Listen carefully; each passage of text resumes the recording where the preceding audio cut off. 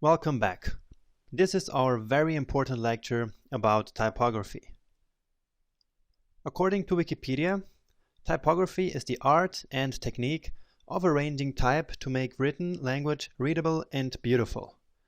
This means that typography is an essential part of any design. And that's because most of your website will be text content. And so it's quite important to make that content good looking and easy to read for the user. Good typography can make every design look very professional. So let's look at a couple of guidelines to achieve exactly that. I will start with some simple rules, and after that I will go over choosing some good fonts, how to get them, and how to choose the right font for your website. For the first couple of guidelines, I will use this website to show you good and bad things. So first, use a font size between 15 and 25 pixels for body text. It really depends on the typeface you choose, how much text you got, and how much you want that text to stand out. Here in this example, we have a font size of 22 pixels and it looks really good. And this is what it looks like without using these guidelines. The first example has only 14 pixels font size and it's clearly way too small, right? And down here in the second paragraph, the text looks unnaturally big and exaggerated with those 30 pixels font size. So avoid both of these situations. Now for headlines and titles, you can and should of course use bigger font sizes to show that it's important text that you really want the user to read. There are no real size limits for headlines like this one. So here we have the headline of the website we've been seeing before, and it has a font size of 60 pixels, and I think it looks great actually. This website here has an extremely big headline with 90 pixels font size. And sometimes when you use such a big headline, you will want to decrease the font weight of that text.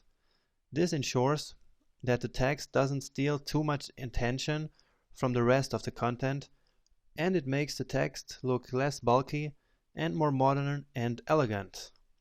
And that is exactly what this website here is doing right.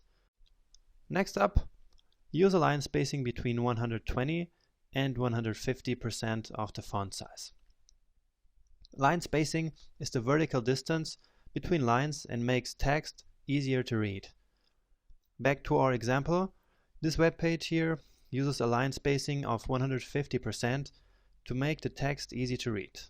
This is an example of good typography. And this is what it looks like with bad typography.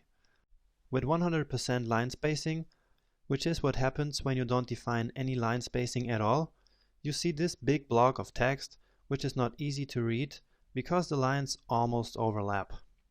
This is a really bad practice. Now with 200%, it's also not pleasant to read the text because it's way too spaced out and our eyes have a difficult time processing the text like this. So leave a line spacing between 120 and 150% and you will be fine. 45 to 90 characters per line is the optimal line length that is easy to read. 45 to 90 characters is like 2 to 3 lowercase alphabets, just as a reference for you. So here, for example, our first line has 78 characters, so it's easy to follow the text. And here again some bad examples. In the first example we have just 36 characters, and it looks kind of weird.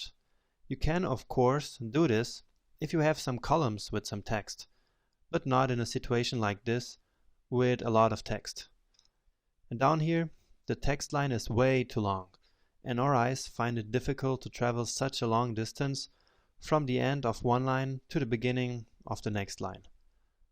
And finally, the most important thing is probably to choose good-looking fonts. Now, there are no real rules for selecting the right font. But since this is a very practical guide, I will just tell you to use good fonts. I will show you a couple of good fonts that will look good in every design. You can use one of those, or of course go for some other font that you like better. But let's first distinguish between serif and sans serif typeface. On the left side, sans serif typefaces are more neutral, looking more clean and more simple.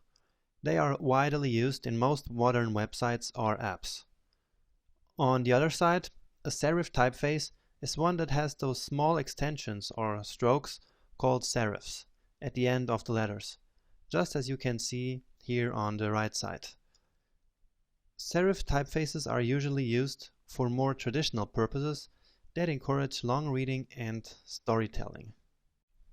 And this is how sans serif text looks like on an actual website.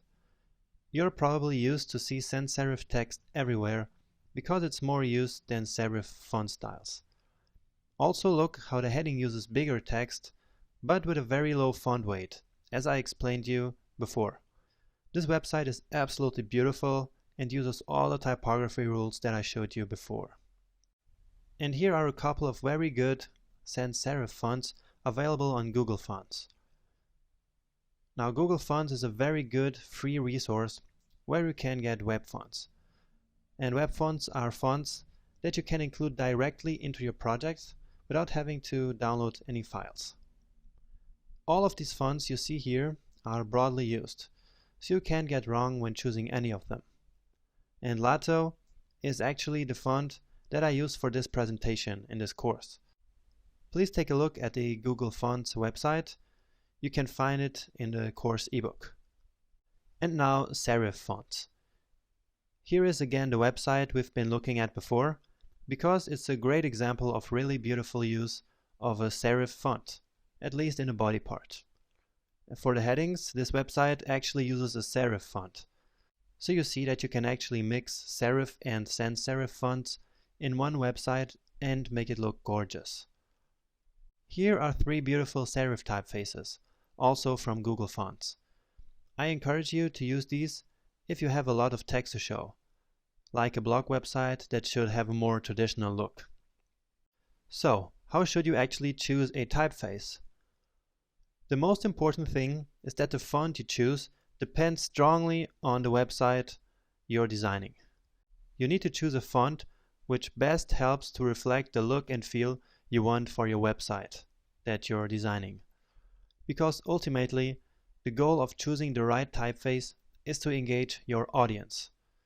Based on that, you can decide if you're better off with a sans serif or with a serif typeface.